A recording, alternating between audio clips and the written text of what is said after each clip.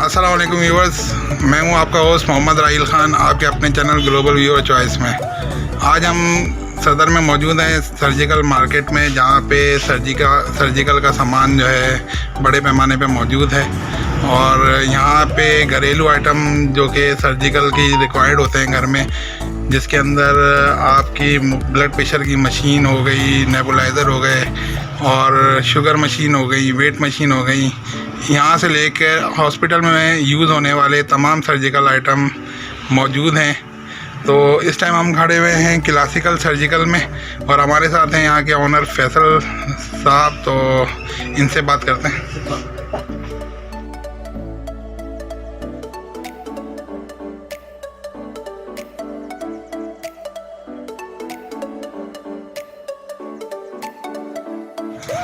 जी अस्सलाम वालेकुम। जी फैसल साहब, आज हम आपकी शॉप में आए हैं, कुछ हमें सर्जिकल आइटम रिक्वायर्ड थे, तो जिसमें बेड चाहिए हमें घर के लिए एक। अच्छा सर, ये जो सर्जिकल बेड में अभी आप बता रहे थे, थोड़ा डिटेल बताएं, क्या इसमें क्या डिफरेंस होता है? मतलब मुख्तलिफ बेड इस टाइम मार्केट में अवेलेबल है।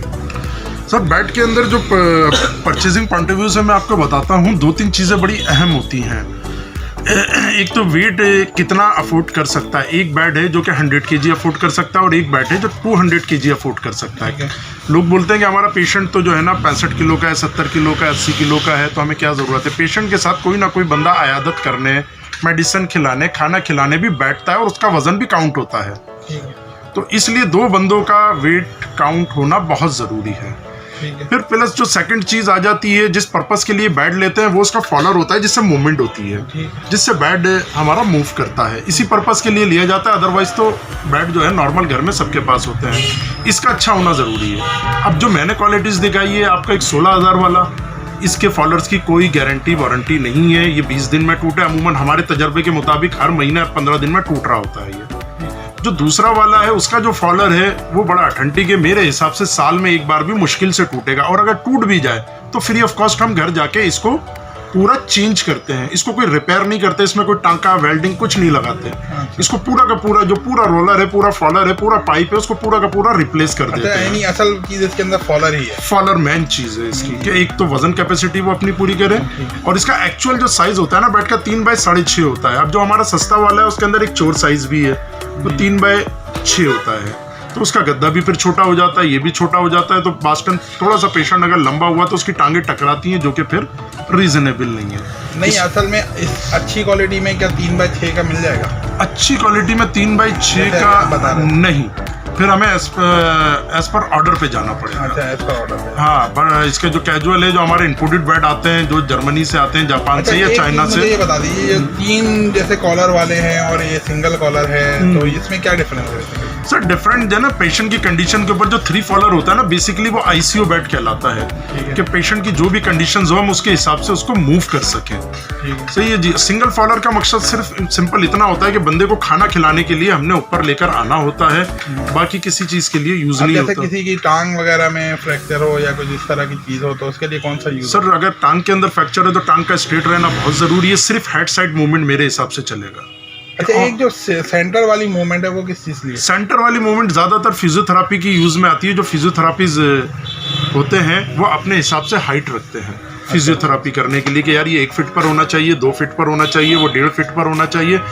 ये इससे आम पेशेंट को कोई इतना ज़्यादा रिलीफ नहीं है। या आप ये कह लो कि पेशेंट जिस वक्त उतर रहा हो तो बिल्कुल नीचे कर दिया, ताकि उसके पैर हवा में बिल्कुल ना लहराएं, बिल्कुल ज़मीन के ऊपर प्रॉपर आए, उसको झटके से ना उतरना पड़े। उस सूरत के अंदर थोड़ा बहुत काउंट हो गया तो हो गया, अदरवाइज बेसिकली फिजियोथेरापीज के लिए होता है। अच्छा, ये है। अच्छा, फिर अभी हम वो देखते हैं आपका जो है ना, वो कौन कौन से बेड की क्वालिटी है वो देख लो। हाँ, वो 16,000 वाला, इसका ये फ्रंट का पट्टा देखें, ये 1.5 इंच का है। सही है ना जी। और इसके व्हील भी 3 इंच के, जबकि बिल्कुल सेम इसी के नीचे जो हम 22,000 रुपये का दे रहे हैं, ये 2.5 इंच का पट्टा है, डबल फ्रेम है। जो मैंने आपसे कहा था कि ये 100 किलो मुश्किल से उठाएगा, ये 200 किलो आराम से उठा लेता है। फिर इसके व्हील भी जो है वो उसी हिसाब से, इसके वेट के हिसाब से 4 इंच बड़े हैं, इसके व्हील छोटे हैं, इसके व्हील लोकल हैं, इसके व्हील इंपोर्टेड है। ठीक। अच्छा, इसका चौड़ साइज भी मुझे लग रहा है बिल्कुल जैसा आप बात कर रहे थे कि ये थोड़ा सा बिल्कुल ये 6.5 फीट है लेंथ इसकी, और ये 6 फीट है इसकी लेंथ। अच्छा, ठीक हो गया। ये थोड़ा मुझे इसके एयर बैग का भी बता दें। एयर मैट्रेस बाय परफॉर्मेंस दोनों में कोई इशू नहीं है, परफॉर्म दोनों सेम करेंगे, सिर्फ लाइफ का इशू होता है। एयर मैट्रेस के अंदर प्रॉब्लम ये है कि इसकी जो मोटर है वो 24 घंटे चलेगी, इसमें बंद नहीं होना। जी। इसके अंदर एयर जो है वो इन भी होती है, आउट भी होती है, ये फ्लक्चुएट कर रहा होता है। तो इसका मोटर जो इसका पंप है उसका स्ट्रांग होना बहुत ज़रूरी है। अब मेरे पास एक ये है, ये सिल्वर बाइंडिंग में, एक वो है वो कॉपर बाइंडिंग है। इसको मुझे बड़ी एहतियात से चलाना पड़ेगा। ठीक है कि यार मैं इसको हर 5 घंटे बाद आधे घंटे के लिए बंद कर दूं ताकि मोटर ना जले। हाँ, इसको एहतियाती तदाबीर के साथ नहीं मैंने करा, हो सकता है 12 घंटे के बाद हिटअप हो और जल जाएगी। और जलने की वारंटी गारंटी कोई नहीं होती है, जलना और टूटना एक्सीडेंट के अंदर आता है। हर बंदा वारंटी गारंटी देने के लिए तैयार है, पर किस चीज की वारंटी गारंटी क्लेम होती है ये बंदे को बाद में पता लगता है, जब वारंटी कार्ड सामने होता है कि भाई ये तो जल गई मोटर और जले हुए की कोई वारंटी गारंटी नहीं है।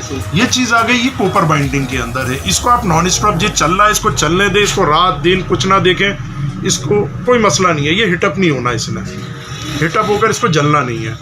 और इसकी इंस्टॉलेशन का कोई प्रोसीजर है? कोई प्रोसेस नहीं है, सिर्फ एक पाइप है जो पंप से और मैट्रेस से कनेक्ट होगा, दैट्स इट। अच्छा, और प्लग लगा दिया और ऑन कर दिया, अब ठीक हो। 1 साल की वारंटी भी है। अच्छा, एक चीज़ और मुझे बता दें, जैसे ये बेड के हवाले से ही पूछ रहा हूँ कि इसके अंदर ये अभी तो है, इसको हम एज इट इज़ लेके जाएंगे या फोल्डेड फॉर्म में भी, या डिसमेंटल होकर भी अब जाके? ये बताएंगे नीचे का घर है या ऊपर फ्लोर है?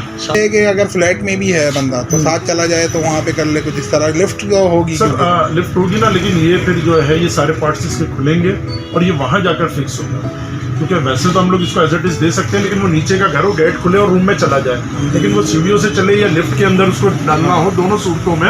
यानी ये मेरा सिर्फ पूछने का मकसद ये था कि ये आपका जैसे ये गुड क्वालिटी है तो ये भी डिसमेंटल हो जाता है, सारी चीजें सब वो ओपन होंगी, फिर हमारा एक बंदा साथ जाता है और वो वहाँ पर फिक्सिंग करता है। ठीक है, तो ये फिक्सिंग वगैरह का फिर आप लोगों का फ्री ऑफ कॉस्ट ही है? ये फ्री ऑफ कॉस्ट है हमारा। अच्छा, जो ट्रांसपोर्टेशन चार्जेस होंगे वो आपके होंगे, जो वो सर। ये इसके अलावा आप लोगों के पास क्या क्या चीज़ें होती हैं, क्या क्या आइटम होते हैं?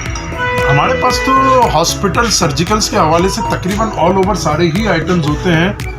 अब मैं आपको होम यूज़ के हवाले से बताऊं या हॉस्पिटल्स के हवाले से बताऊं, अगर हम होम यूज़ के अंदर जाते हैं तो आजकल स्टीमर बड़ा ज़रूरी है हर घर के अंदर, नेबुलाइज़र बड़ा ज़रूरी है आजकल के जो सीज़न चल रहा है और जो वेदर कंडीशन है। सब चीज़ें होलसेल रेट पे मौजूद हैं ऑलमोस्ट, क्योंकि ये मार्केट है बहुत बड़ी और तो बहुत बड़ी मार्केट है, कंपटीशन पूरे बहुत पाकिस्तान की सबसे बड़ी मार्केट है ये। हाँ, तो कंपटीशन भी जो है ना, मतलब के हिसाब से। हाँ, तो इस वजह से, क्योंकि मैंने अभी मार्केट सर्वे की है तो मुझे बहुत ज़्यादा डिफरेंस जो है ना नज़र नहीं आता चीज़ों के अंदर, लेकिन ये कि क्वालिटी का फ़र्क ज़रूर होगा। क्वालिटी का फ़र्क ज़रूर होता है।